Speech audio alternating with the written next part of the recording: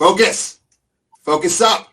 All right, welcome to Season 1, Episode 9 of The Rubio Method. We have a phenomenal guest, a wonderful show, another fantastic Minute with Monaghan. On today's show, we will be covering singing, airplanes, the dude, sports, lots and lots of sports, and how to speak to others on a plane or not on a plane. All of that and much more on The Rubio Method. Big T, let it rain.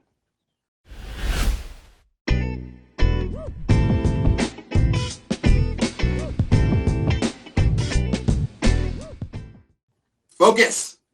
Focus up. What's going on, Brandon? This one's for you. I know you're watching out there, so I want to give you a little bit of a shout out. All right, Monaghan, let's jump into your segment right now. A Minute with Monaghan. Remember, this is Monaghan's got 1 minute to give us some great tips. Go. All right, guys, we got another really good one for you today. 5 ways that you can improve your mental health. First and foremost, number 1 is connect with people. Guys, we are made to be connected with others. So whether it be grabbing a drink with the boys, hanging out, just catch up, reach out to somebody, just connect, and I'm telling you, it's going to really make a difference in your life. Number 2 is being physically active. Those endorphins that start cooking in the brain when you start going on a run, working out. Needless to say, also your body gets in shape, you're looking good. So that's another way to improve your mental health. Number 3, one that we don't always think about, is learn a new skill. When you're learning a new skill, it feels like your life is back on a mission. You're moving forward. You're accomplishing something. And again, just like number 2, your self-esteem starts to grow. So that's a big one right there. Number 4, give to others. Give. Guys, everybody knows it feels good to give. So, that could be your time, right? Give to a friend, help somebody out. It could be, hey, handing out a couple bucks to a pal, or hitting. One of my favorite things is to Venmo a buddy and say, here, grab a cup of Joe, it's on me, and totally surprises them, and it feels great. And then the last one, number five, is pay attention to the present moment. As Chuck Pagano would say, be where your feet are, boys. Make sure you are where your feet are. Be present, because the tomorrow has a ton of worries that is enough for it. So hey, be present, be mindful, and your mental health will sure to be better. Monaghan, I think you went over the minute, but it was well worth it because that was so fantastic. I loved them all, but number 5 I especially like, because one of the things my friends and family are always trying to rip on me about is that I'm always on my phone. And what I'll do is I'll make sure as soon as I'm not on my phone and I see them on their phone, I'll just send them a nice little quick text that says, wherever you are, be there. And they get so pissed, but it's just my little thing. So Monaghan, I love those 5s. Do we have some website or email questions? Remember, you can email us, rubio@therubiomethod.com. You guys have been doing fantastic on all those, so keep them coming. Monaghan, hit me. What do you got? Here we go. This one comes from Bain from San Antonio. He says, Monaghan and Rubio, you both seem very outgoing and enjoy a crowd. So I can see both of you guys crushing it at a karaoke bar. What is your go-to song? Rubio, I'm taking it right off the bat. It's the Humpty Dance. Man, the Humpty Dance, your chance to do the hump. That's my jam. What about you, Rubio? Monaghan, secret here, I've never, ever sang karaoke. But I will say this. My wife yells at me all the time. She's like, you need to do it. I'm like, I'm not doing it. I know I don't have a good voice. Why would I just go and embarrass myself? But Monaghan, have you ever been to a true karaoke bar? I say it that way because the one that I went to, I was at UCLA, had a little Asian suite mate, and he goes, let's go to this karaoke bar. And I've only heard karaoke. I'm like, what the hell's a karaoke bar? And he goes, where you sing words. You sing songs, but they put the lyrics. I go, oh, karaoke. No. The true believers call it karaoke. And I'm like, okay, man. So we were like in downtown LA, go to this back door of this deli. All of a sudden had to knock on the door 3 times and say like, panda, panda, panda, grasshopper, grasshopper, grasshopper. And then the door opens. And then we go in And sure as hell, we go through this like cave-like structure, underground subway or something, and they open up this, it was almost like a Denny's. There was just booths everywhere, and they are really, really, really into their karaoke. Monaghan will have to talk about this at another time because the story kind of veers off path a little bit. But I'm just saying, if you ever have a chance to go to a karaoke bar, jump at it. Yeah, I need more. You can't just leave us with that. Another episode, give me more. Next one comes from Kevin in Nevada. Hey guys, if you had to sit and talk to someone on a long flight, would you choose to sit next to someone you agree or disagree with? Rubio, I already know how you're going to answer, but give the people what they want. Okay, so the key thing is we had to speak because when I roll into a plane, Monaghan, I know you're the same way. I literally have sunglasses on. I have my headphones on. It's like the international sign of don't even bother trying to speak to me. It's not one of those things I want to do. You're basically trapped in this tube of metal. All right. So, but if I had to, you know me, I would love, as long as they were civil, I would love to have a fantastic discussion / argument with someone for as long as possible, simply because I like to see where they're coming from, what they're thinking. Like I said, as long as they're not like throwing puppies at me or something like that, I would love to have a nice argument with someone. Monaghan? Hey, I'm with you. I put my hood up, earphones on, sunglasses, don't talk to me. That was the only nice thing about masks is you could cover your face up even more, and it's more of a sign, don't talk to me. But you know me, I like to agree. I'm an agreeable guy, harmonious. Let's let that reign. Last question, Dane from Lake Tahoe, Monaghan and Rubio. What are your favorite movies and TV shows? Rubio, I'm going to take it first. Saving Private Ryan. I mentioned it in a previous show. That's my favorite movie of all time. Got to buzz that thing out at least 3 or 4 times a year. And then favorite show, come on, I'm a hockey guy. Go Avs go. Even though I've got a Hawks flag flying there, is Letterkenny. Need that. Well, Monaghan, a little disappointed in your answer because my favorite TV show is obviously The Rubio Method that you can see on YouTube, Spotify, Google. Yeah, you guys can see. You guys do a great job sharing that. Make sure you check out therubiomethod.com and email any questions, Rubio@therubiomethod. But also my second favorite TV show is Letterkenny. Very quick, very dry, very, very witty. My favorite movies, I've got a couple obviously behind me. You can see The Big Lebowski. Love that. I'm a big fan of Wolf of Wall Street. I've seen it a billion times. And huge fan of Fools Rush In. I know it's like a kind of a cheesy rom-com, but it's very, very funny to me. Monaghan, that was a phenomenal segment. We're going to come back after the break with our fantastic guest. Big T, let it rain. Military families often sacrifice precious time away from loved ones while serving our country. We were worried that with him leaving, that she would lose those connections with her dad. Some of life's best moments happen between parents, children, and the pages of a good book. United Through Reading provides that connection. And now, United Through Reading is also available to veterans.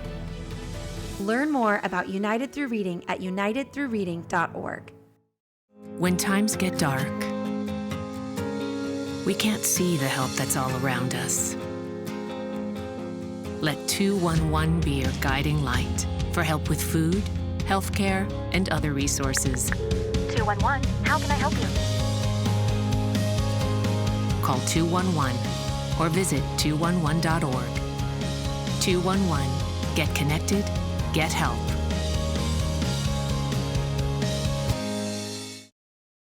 Focus up. All right, we are back. Remember, if you have any questions for the Rubio Method, just email rubio@therubiomethod.com. You guys have done a great job sharing the podcast on YouTube, Google, Amazon, and of course, Spotify. Keep doing that. Subscribe. We have a phenomenal guest. Welcome, Tim Claiborne. Very happy to have you out here. Thanks for opening up the next hour of your time. We won't take that long, but just in case, let me tell you a little bit about Tim. This guy is phenomenal. Founder of Locker Room Sports Community and Pro Athletes Helping Kids. He has started Athlete Entrepreneur Magazine and podcast, which are both coming soon. Tim has more than 25 years of experience in the sports industry within the e-commerce, cause marketing, and event production. and he's currently partnered with NFL Hall of Famer Marshall Faulk and sports industry leader David Meltzer in the Virtuity, I can't say that word, platform to help former athletes build businesses, helping families to gain access to life-changing financial education. Tim, thanks for being on the show today. Hey, Chris, it's great to talk to you. Fantastic. Okay, so we're going to start with 3 just real quick, easy questions, kind of loosen you up, get everyone to see exactly who you are and just how quick you are. But they're very, very basic, easy questions. So number 1, if you could be a part of any sports team in history, what would it be and why? I think I would be sort of a kind of a hybrid position. San Diego Padres, I'd be the owner / manager / starting shortstop. So I'm not sure if that role is really going to be open for me anytime at 45 years old, but that's definitely the goal. So. I'm okay with that. I've been to one Padres game one time. This was back in like late 80s. Only thing I remember about it, there was 2 grand slams in the same inning, and then the fight broke out. I think they were playing the Dodgers. So phenomenal. Right. Yeah, they used to have some good fights back then.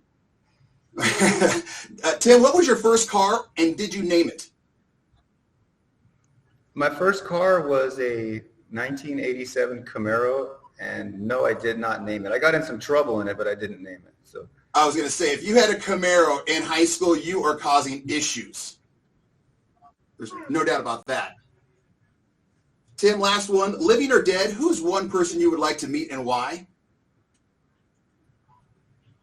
One person I would like to meet. I think I would like to meet Jackie Robinson. I'm a big baseball guy, and just obviously his impact not only on the game, but just on culture and society in general, and just the larger world. So I think that's somebody I'd love to meet.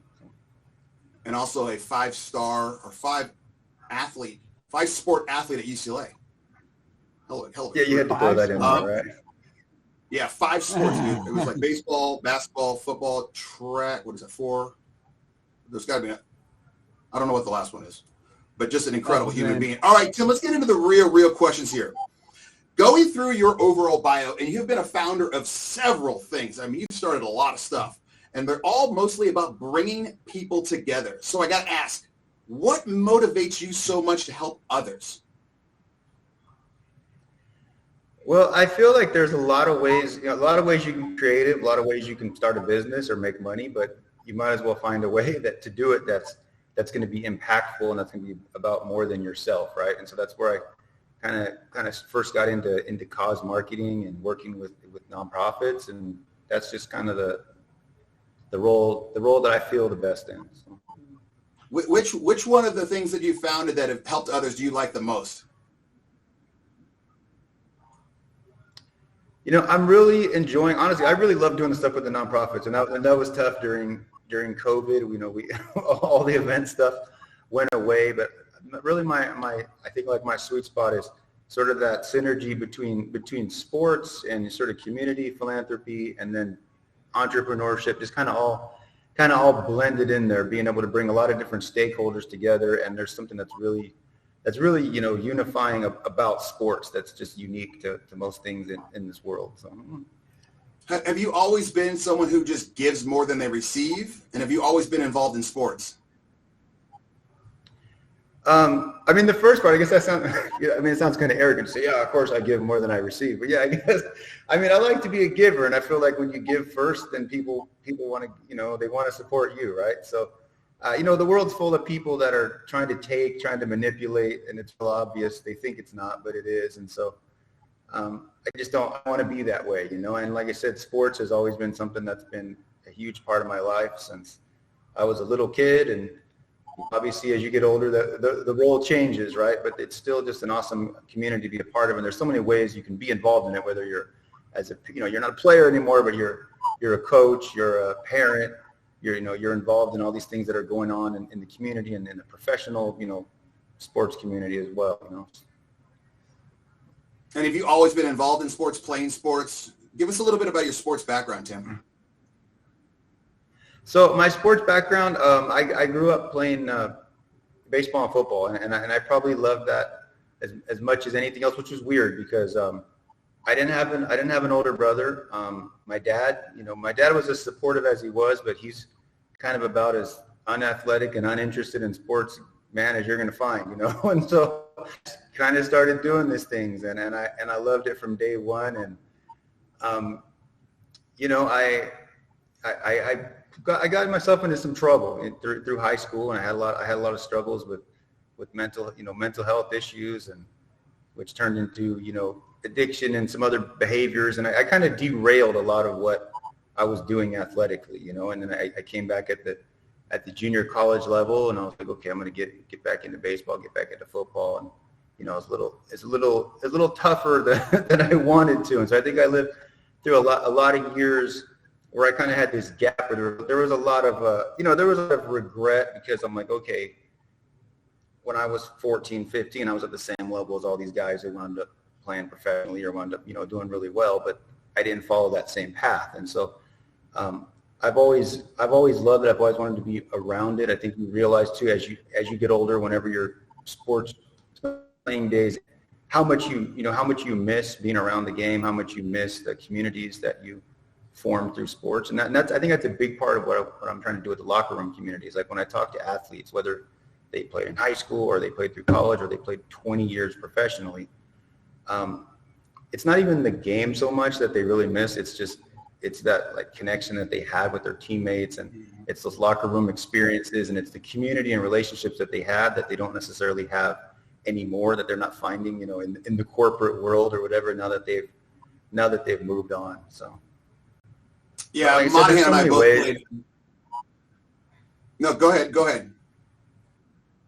No, I'm saying there's so many ways to be involved, in the sports world in so many capacities, and we all make mistakes and miss opportunities, and that's just life, right? But you move on and learn from it and try to help people, do better than some of the things you did. Yeah, and Monaghan and I both played Division I football, and everyone always asks me, what was it like? What do you miss? Number one thing you just took it right out of my mouth is I miss the locker room. You miss the plane rides. You miss the bus rides. You miss the hotels. You miss all the stupid BS. The amount of time you miss on the field, there's like 5 or 6 total plays that I actually remember. I mean, I was a long snapper, so I think my total time on the field was like 37 minutes, 26 seconds.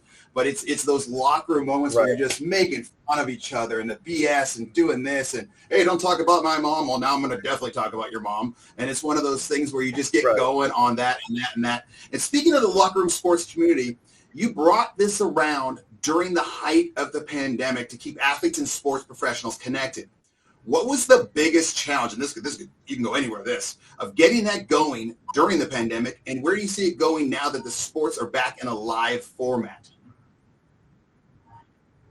Well, it was right about 2020, right about the beginning of 2020, right before COVID started, that I decided I'm going to go all in on the event thing. I want to create all these charity fan events and do lots of, fun sports experiences and be able to, connect people that way. And then that just shuts down, right? And so we're out here in Arizona during spring training.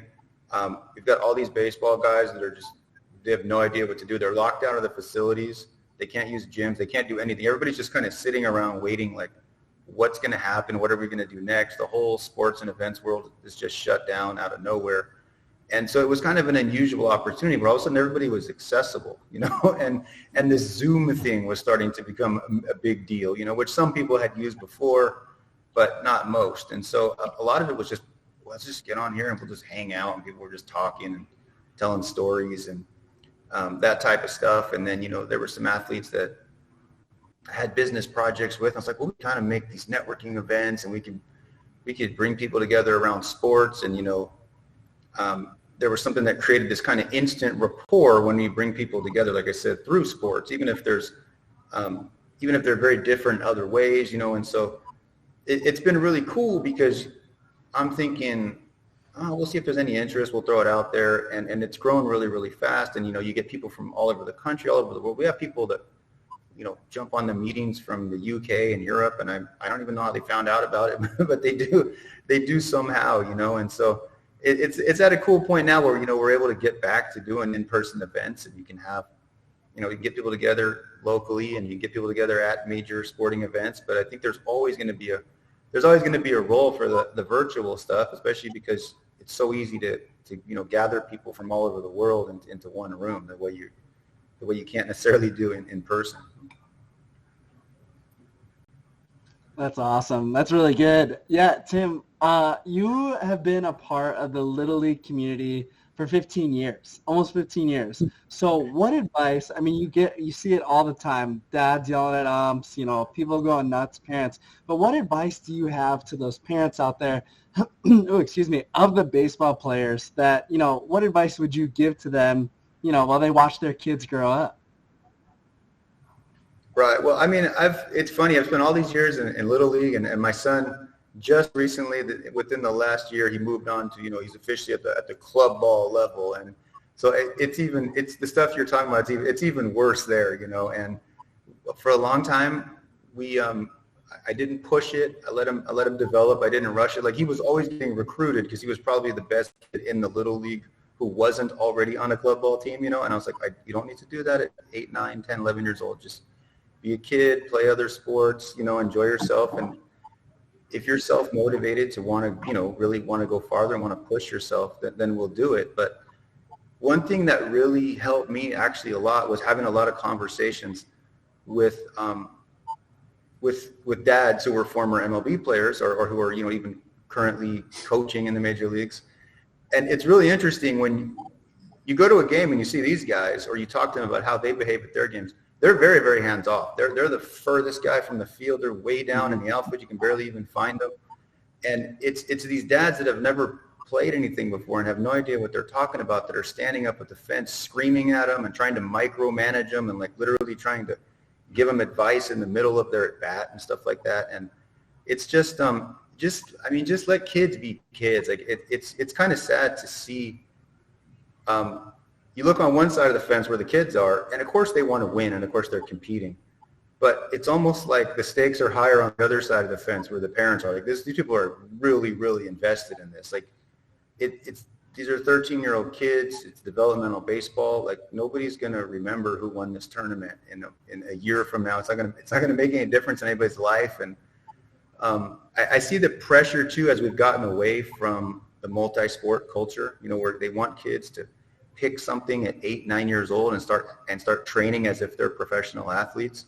And there's this weird disconnect too, because if you talk to players who have made it to the highest levels, whether it's Major League Baseball, the NFL, other sports, when you talk to coaches, when you talk to scouts, they want those well-rounded kids. They want the multi-sport athletes, and those are the ones that wind up eventually going further, even though people have this misguided idea that if I just push them and make them do it, and like I said, make them choose this like they are a professional athlete at age 10, that they're somehow going to make it. And you see kids get burned out, and they lose love of the game, and they don't want to do it anymore. I've met many kids who you can tell they don't really enjoy it, and they'll be honest with you and they'll say, I'm just doing this because my parents make me do it, or they really excel at it until 14, 15, 16, and then they're just tired of it. They don't want to do it anymore. So.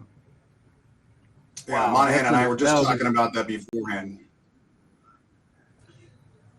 Tim, last question. You're obviously very, very involved in the sports world, over 25 years from Little League all the way to Major League Baseball, NFL. Recently, there was an issue with Jack Del Rio, NFL football coach, where he made some statements regarding the January 6th incident and the riots during the summer of 2020. He's been fined $100,000 for his comments. My question to you is, at what point do we want our coaches, our players, our athletes to be accessible, like you said earlier, and have their own voice? Or do we want them to not be accessible and have their own voice and just basically be a puppet and make the exact same statement over and over and over again? Bottom line, which one do you think is better, or is there a better? I think a lot of people are really confused now about what direction they're supposed to go with that.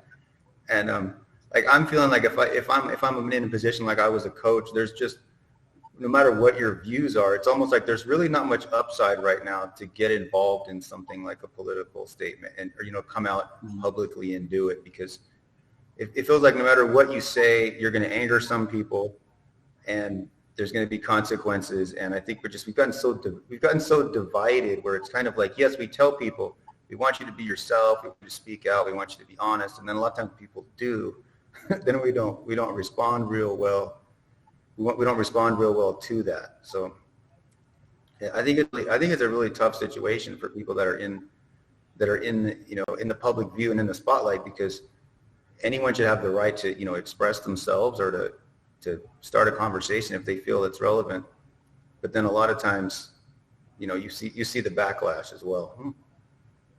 Yeah, it reminds me a lot of the NBC reporter, Michelle Tafoya. Shout out to Michelle Tafoya. I would love to have you as a guest on the show, where she'd been doing NBC sideline for the NFL for a bazillion years. And she all of a sudden just said, I'm done. I'm quitting, because she kind of just said, I need to voice my opinion, and I'm not allowed to. And I just don't want to be in this, puppet master situation. And she basically just quit, and she started her own podcast, and she's doing a great job. But I mean, yeah, she basically, like what you said, she finally, at some point, she came out with a different opinion, and everyone kind of went off on her. But she's like, I had to do it. There's no way I can keep saying the same exact cut, paste comments. I'm a human being, and I need to have some sort of comments that are not just robotic statements. Right. Yeah, Monaghan, no, what do you think? It's a tough situation. Oh, go ahead, Tim. No, it's just a tough situation, and I honestly, I feel bad for, sometimes you'll hear somebody say something in the media, or they tweet something, and you're just instantly like, okay, that's really offensive, or that's stupid, and you kind of don't feel bad for them. But then there's other times where, I heard what he said, and I don't think it was extremely tactful, and I don't know that it was. He could have said it better. I'm not necessarily sure if that was the forum he'd want to say it in, but for him to say he's going to be fined, or people are going to be threatening him for his job or something like that, that's a kind of crazy world for people to be living in, Tim, where can people find you? What can you pump out for us right now? Brag about yourself a little bit. What do you got going in the works right now? Well, I mean, locker room sports community, or locker room community, called lockerroomcommunity.com. And we do a lot of events on there. Like I said, both live and virtual events. And that's pretty much open to anyone who's either a current or former athlete, or they're working, sports professionals. So we've got a lot of pro athletes and coaches that are part of that. We've got, people that are kind of like on the sports tech side, nonprofits, front office staff, media, a little bit of everybody. I always love connecting with people on LinkedIn as well. I don't do a ton of social media, but that's kind of where I like to hang out. And then I've got, my personal website, which is just timclaiborne.com, which kind of has a little bit of information on some of the other projects we've got going on as well. So. All right, Tim, thanks again for coming out with us. You did a great job. If anyone has any questions for Tim or Monaghan or myself, email rubio@therubiomethod.com. And keep doing a great job of sharing the Rubio Method on YouTube, Spotify, Google, and Amazon podcasts. Big T, let it rain. Military families often sacrifice precious time away from loved ones while serving our country. We were worried that with him leaving, that she would lose those connections with her dad. Some of life's best moments happen between parents, children, and the pages of a good book. United Through Reading provides that connection. And now, United Through Reading is also available to veterans. Learn more about United Through Reading at unitedthroughreading.org. When times get dark, we can't see the help that's all around us. Let 211 be your guiding light for help with food, healthcare, and other resources. 211, how can I help you? Call 211 or visit 211.org. 211, get connected, get help.